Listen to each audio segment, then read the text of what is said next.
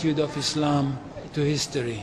And in fact, what we find, the basic attitude is that all history is in fact an Islamic history. That means that all the major figures of history basically are Muslims, from Adam down to our own time. So if the Jews or the Christians are demanding something and basing it on the fact that there was a king called Solomon, or a king called David, or a prophet called Moses, or Jesus, then of course what they are doing, they're saying something which is not true, or in fact they don't know that all these figures were basically Muslim figures. They were, in fact, since the creation of the world there is only one religion, and this is the religion of Islam.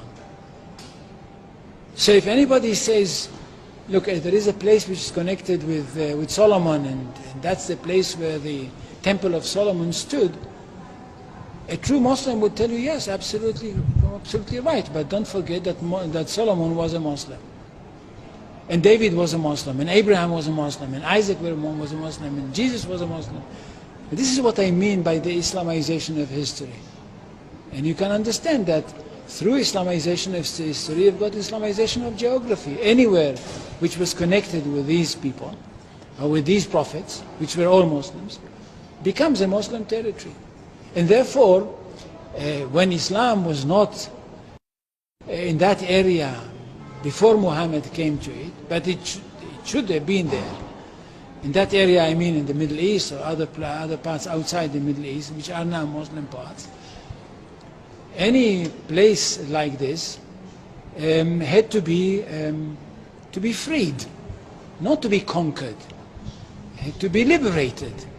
So Islam appeared in history in the time of Muhammad, or reappeared in history from their point of view, reappeared in history as a liberator.